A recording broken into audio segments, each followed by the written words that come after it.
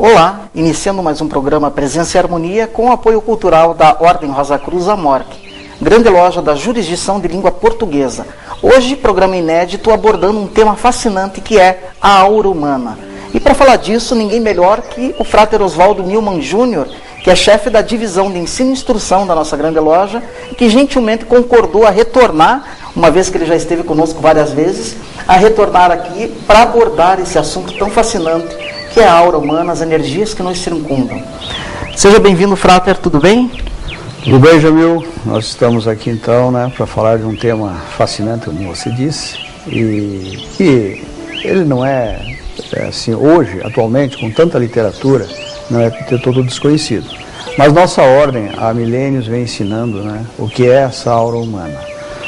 A aura é uma irradiação eletromagnética, como nós vemos assim, muitas vezes no ímã, nós temos no ímã as polaridades, positiva e negativa. E sentimos aquele poder de atração que o ímã tem, quando algum objeto, alguma coisa a gente coloca em ressonância com o ímã, atraindo ou repelindo. Então a aura é isso, esse eletromagnetismo que existe em tudo, desde o reino mineral, vegetal e animal. Essa aura humana ela se irradia e transpõe os limites do próprio físico do ser humano. Então essa irradiação da aura, ela é aquilo que você sente quando você entra num ambiente, quando você entra numa igreja ou num local sagrado ou num local profano, numa festa, ou mesmo até num enterro. Então, certos ambientes, você sente aquela energia que está ali pairando e se irradiando dos dois seres. Aquela imagem nós temos uma imagem, então, que mostra essa aura bastante efusiva, bastante irradiante do ser humano, que ela pode atingir muitos metros e a pessoa à distância pode senti-la. Então a aura dos mestres é uma aura bastante envolvente e evidentemente que são pessoas, como a aura decorre de um estado físico e mental, se você tiver a mente bastante positiva, aberta, for uma pessoa que tenha um elevado padrão vibratório de sentimentos e emoções, isso vai se refletir na tua aura. Então a aura, você pode, como se diz assim, mascarar tudo na tua vida. Você pode fingir e tentar esconder. A única coisa que você não pode esconder é a aura. Então quando você entra em contato com alguém, realmente você vai ter esse sentimento de atração ou de repulsão. A aura é o reflexo da nossa verdadeira essência, de como nós somos realmente. Então, a aura vai refletir exatamente o quadro psicossomático da tua personalidade. Então, do teu estado físico e mental. Então, se você estiver também doente, adoecido, com as frequências vibratórias da parte física rebaixadas, você vai realmente ter passar uma sensação negativa. Se você estiver bem, tanto física quanto espiritualmente, você vai passar uma sensação positiva. Então esses aspectos positivos e negativos, não que a aura, eles são decorrentes justamente da condição vibratória que nós emanamos. Mas como nós falamos, desde o mineral, no vegetal, que daqui a pouco nós vamos ver, a aura está sempre presente. Então aquelas plantas, na medida em que você cuida delas, elas frutificam, elas crescem, e elas oferecem uma boa condição de receptividade, como o próprio animal quando sente que o dono está bem, está feliz. Então você irradia, você contagia. A gente é como um radar que está sempre sensorialmente captando esse tipo de vibração. Então, as vibrações. Nós temos um exemplo que procuremos trazer, está na internet inclusive isso, da vida de Antoine de Saint-Exupéry, que é o autor do Pequeno Príncipe, um livro que muitos já leram, E o Pequeno Príncipe, o que é essa história? Como ele diz lá, você cativa as coisas na medida em que a elas você dá atenção. Então, pelo teu coração você ganha as condições e você ganha as pessoas, você influencia os ambientes. Então ele dá um exemplo de como com o coração ele comoveu o carcereiro que ele estava entregue num presídio. Isso é uma história real, do Saint-Exupéry, né? Uma história real que aconteceu porque ele lutou na Revolução na Espanha, na Guerra da Espanha, e ele foi capturado. Ele era um aviador, né? Era um piloto, e foi capturado. Sendo capturado, ele estava prestes a ser executado. No dia seguinte da prisão dele, ele ia ser executado. E em conversa com o carcereiro que se aproxima, o vê muito aflito, né? Ele muito triste, e ele puxa um cigarro, mas não tinha fósforo, e pede então para que o carcereiro lhe forneça, se possível, acenda o cigarro. E o carcereiro, quando se aproxima dele, ele sorri, não sei, ele sente uma empatia com relação àquela pessoa, e ele dá um sorriso. O carcereiro fica emocionado e sorri também, e oferece o fósforo e começam a ter um diálogo. E nesse diálogo, o carcereiro falou para o Saint-Exupéry que no dia seguinte ele estava comemorando a festa de aniversário do filho dele. Se Saint-Exupéry também tinha filhos. Saint-Exupéry falou que sim, que tinha filhos, mas que no próximo dia ele ia ser executado, provavelmente nunca mais iria comemorar um aniversário. Aí o carcereiro, e rolou uma lágrima. Nisso o carcereiro emocionou-se e ficou emocionado e resolveu libertou o Saint-Exupéry do presídio. Então veja, como o Saint-Exupéry falou, um simples sorriso salvou a minha vida. Então como é importante as pessoas, né, sorrirem mais e estarem, quando entram muitas vezes em contato com o próximo, com o semelhante, levar ou o sorriso ou a palavra amiga, né? Perfeito. Então essa reação proativa realmente redundou que salvou a vida dele. Então ele dizia, minha vida foi salva por um sorriso do coração, né? E dizia, como o filósofo francês Blaise Pascal dizia, o coração tem razões que a própria razão desconhece. Então a gente sente que o coração, que muitos aqui fora, no mundo profano, as pessoas interpretam o coração como um simples órgão fisiológico. O coração é muito mais do que isso. O coração é a sede dos sentimentos, né? Toda a emoção, tudo perpassa pelo coração. Então diz que o coração ele emite muito mais sinais para o cérebro do que o cérebro para o coração. Sim. Então nesse diálogo, né, o coração, e nós como Rosa Cruz que acreditamos, e não só acreditamos, nós pesquisamos e entendemos que existe um psiquismo, né, um lado invisível e imaterial do corpo psíquico atuando em todos os órgãos. Portanto, há uma centelha divina no coração. Esse coração, quando é aberto, quando a pessoa realmente, ela é boa de coração, ela tem essa condicionante de levar a aura a uma responsividade positiva, né? Então, sentir, amar, se a humanidade tivesse esse tipo de comportamento, né, realmente o mundo se transformaria. Então, é pelo coração, pela emoção, pelo sentimento que nós elevamos o nosso patamar vibratório e afetamos toda a nossa neurofisiologia, né? O coração, inclusive, está associado a um centro psíquico importante. Então, o coração é um chamado centro cardíaco, né? O pericárdio e o coração, toda essa área, com a linfa, conduzem uma energia extraordinária, que a pessoa, vamos dizer assim, a pior coisa que você pode fazer é ter sentimentos ruins, porque aí você gera uma incoerência cardíaca. Com essa incoerência cardíaca, você vai jogar toda uma insulina no sangue, umas coisas ruins, você vai mexer com a parte das suprarrenais, você vai jogar adrenalina e você vai ter assim, reações que não são adequadas para um equilíbrio psicossomático adequado. É um envenenamento mental, né? Então, como dizia Saint-Exupéry, somente com o coração podemos ver com clareza. É preciso isso, é sentir que o essencial é invisível. As próximas lâminas que eu pediria à técnica que passasse, ela vai mostrar exatamente isso, que nós vivemos num mar de energia, né? E que essa energia ela está difusa e infusa em toda a natureza, o macro e o microcosmos.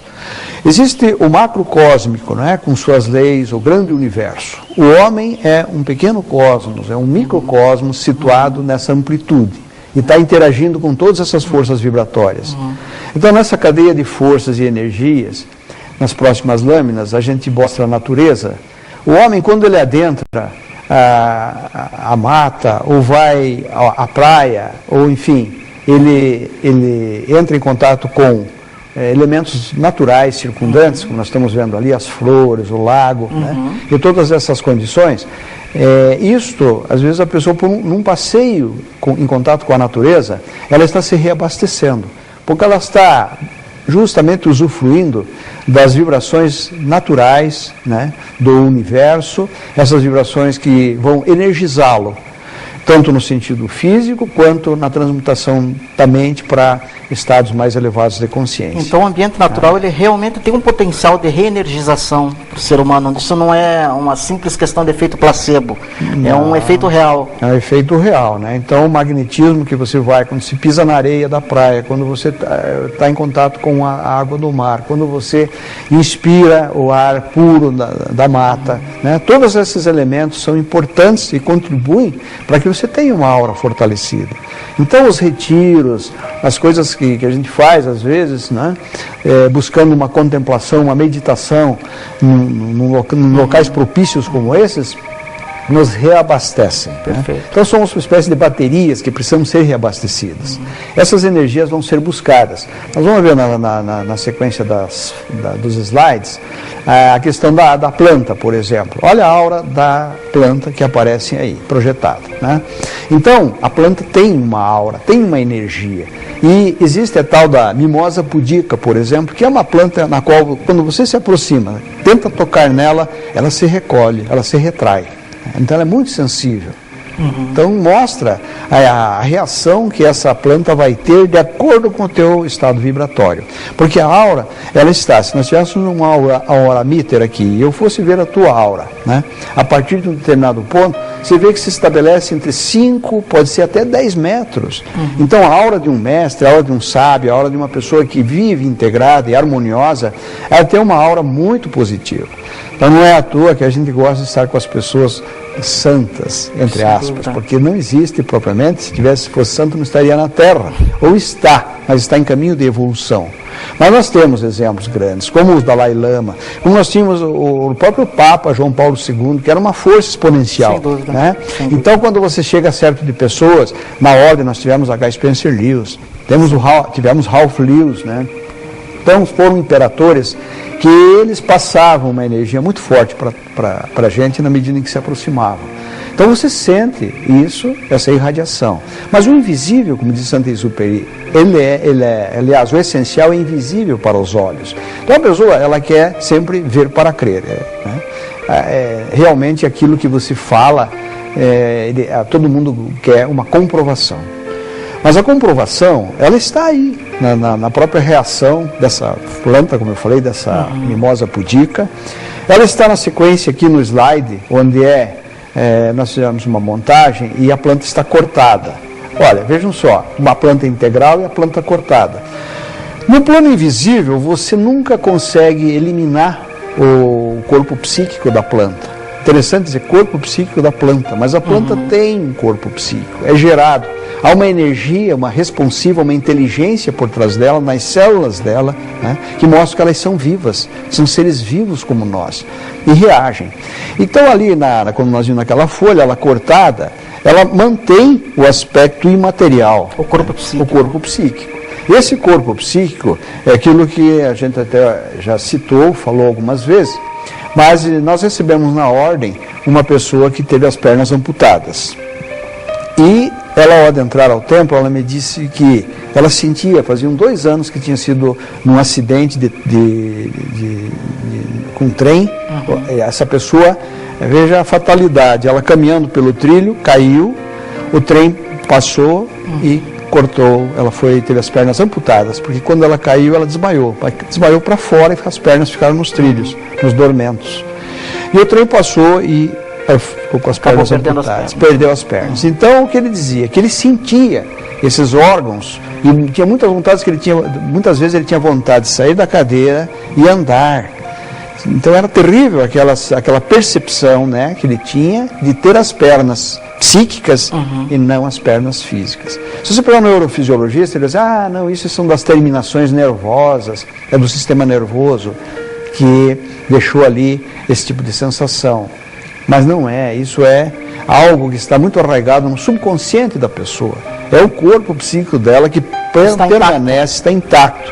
Então ela sofreu uma mutilação física, porque a alma não se mutila. A parte psíquica é imaterial. É indestrutível mesmo. Não se mutila. Ela só vai deixar e vai desaparecer com a transição da pessoa, que dizemos a morte, né? O falecimento. Quando uma pessoa falece, se pode chegar com um aparelho, com um aurameter, ou com qualquer outro aparelho medidor de aura, você vai ver que não há ali nenhuma responsividade.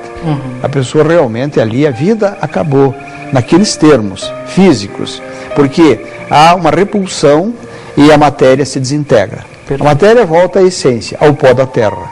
A parte psíquica, esse corpo psíquico que formou-se no momento da junção em que o ser humano, ele nasce, então com a primeira inspiração, nós falamos daquela história bíblica, né? Como é que é? E Deus insuflou no corpo do homem o sopro de vida e ele tornou-se uma alma vivente. Isso não é só a religião que diz, os místicos também dizem e comprovam isso, porque sem realmente a força vital não há vida. Se o indivíduo não inalar, e não é só o oxigênio, porque se fosse só o oxigênio, essa pessoa nunca morreria, porque o oxigênio não falta, a não ser que faltasse, né? A não ser que ele fosse, entrasse lá e se afogasse e faltasse oxigenação no cérebro. Do contrário, a pessoa não morreria, porque o oxigênio está aí, nós temos à disposição na natureza. Mas o que é esse oxigênio? A força vital, ela é veiculada através do oxigênio. Por isso que a encarnação se dá na primeira inspiração da criança. Na primeira inspiração. A encarnação da alma divina. Então, com a primeira inspiração, né, a própria Bíblia diz isso. Então, há aqueles opositores, não, quando a criança foi concebida, ali gerou-se já, a alma já está ali.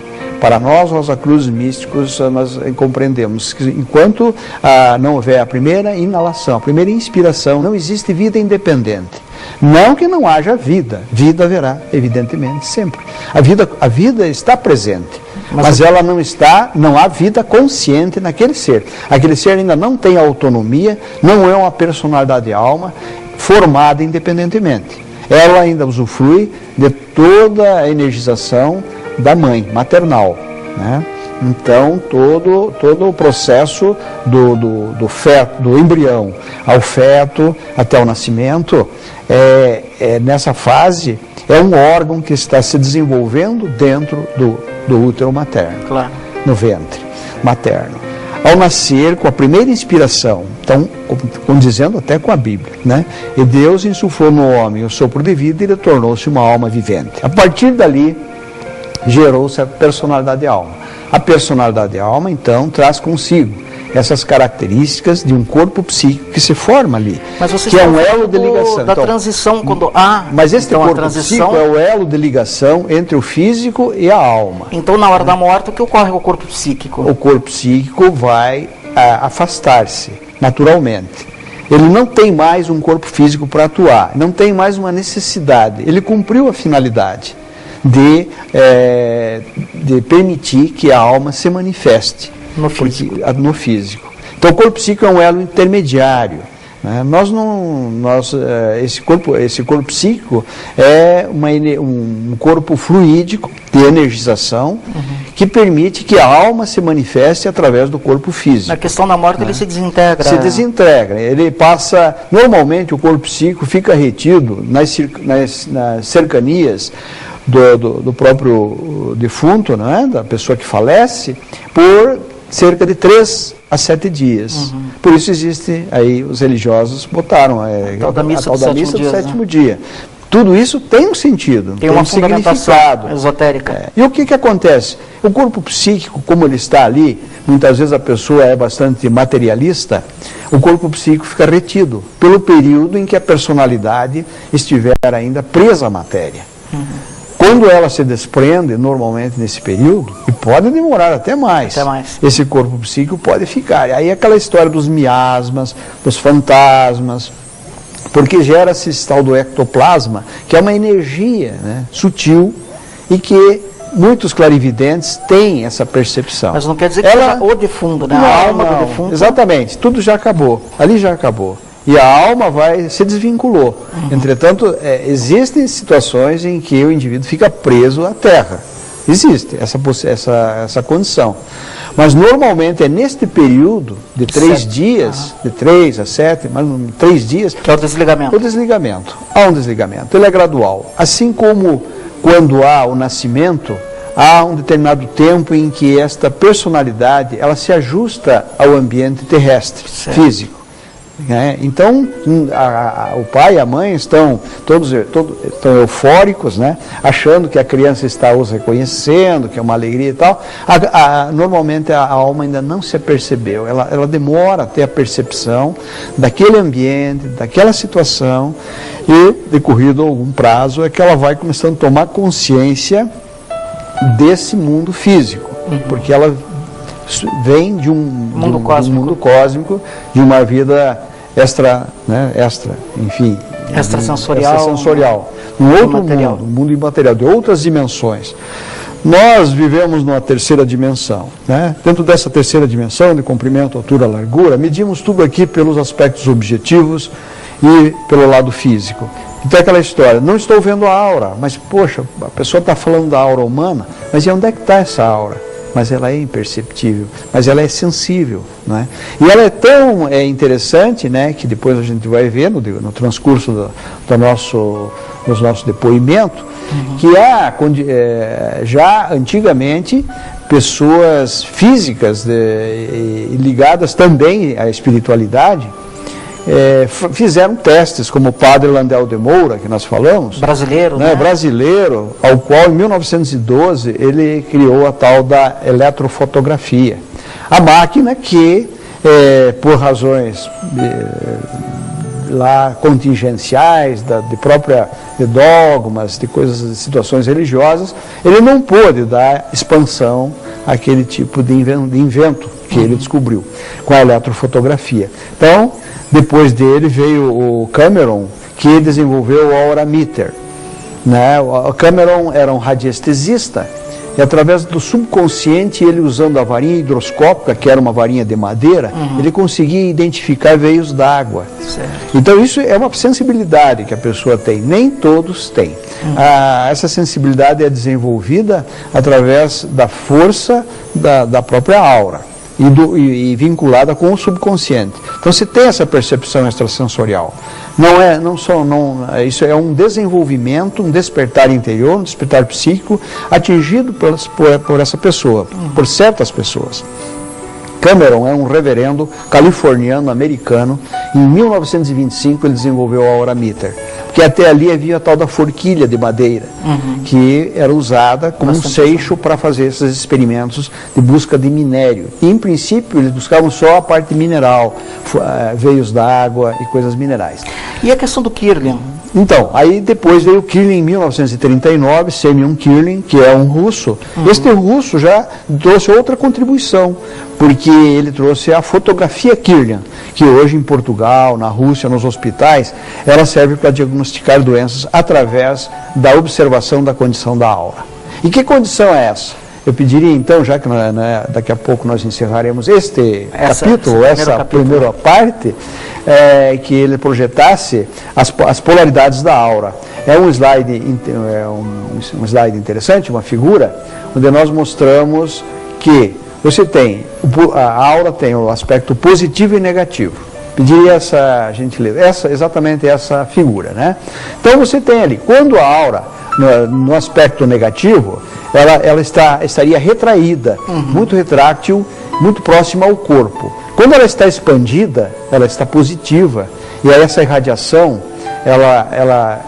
essa fonte de irradiação, nós vamos buscar justamente o aspecto positivo no ar que respiramos, nos pensamentos que cultivamos, no estado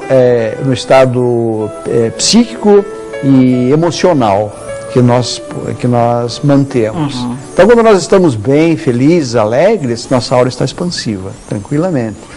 E também estamos bem no estado físico. Então, esse positivo e negativo são relativos. Nós estamos falando positivo e negativo em termos de polaridade, dizendo que o corpo é de uma frequência mais baixa que a frequência da do corpo psíquico, é óbvio. Então o corpo psíquico é positivo, o corpo físico é negativo. Mas eles dependem de condições, de condições de alimentos, por exemplo, você tem que se alimentar diariamente. O alimento é físico, é um elemento negativo, mas é negativo e não há negativismo nisso, né? Certo. Negativo passivo, negativo né? passivo, material. Então o corpo ele é muito mais, porque você é conduzido pela dinâmica da tua mente. É a tua mente quem te conduz, né? Você quando levanta, acorda, a tua consciência já está desperta e ela vai conduzir o teu corpo. Nesses sentidos, o corpo é passivo e a mente é ativa. É a mente que vai levar você ao dinamismo do corpo. Né? Bom, Frater Oswaldo, como eu disse no começo, o tema realmente é fascinante e vai gerar aí alguns programas sobre a questão da aura, né? Esse só foi o primeiro programa que demos uma introdução ao assunto. Até pediríamos que, se você tem dúvidas e perguntas com relação a esse tema da aura humana, você mande um e-mail para nós, para a Ordem Rosa Cruz, para que nós possamos, o Frater Oswaldo possa responder nos próximos programas. Frater, eu te agradeço, né, essa primeira participação e já marcamos um encontro para a próxima quarta-feira para continuarmos com esse tema. Com certeza, Jamil, a aura humana é amplo, né? E o tema vai se desenvolvendo para e passo à medida em que nós formos voltando até concluirmos os programas alusivos ao mesmo. Muito Perfeito. Obrigado pela oportunidade. Nós é que agradecemos e desejamos a todos uma paz profunda e que nos encontremos aí no próximo programa Presença e Harmonia, na próxima quarta-feira, 22 horas. Até lá.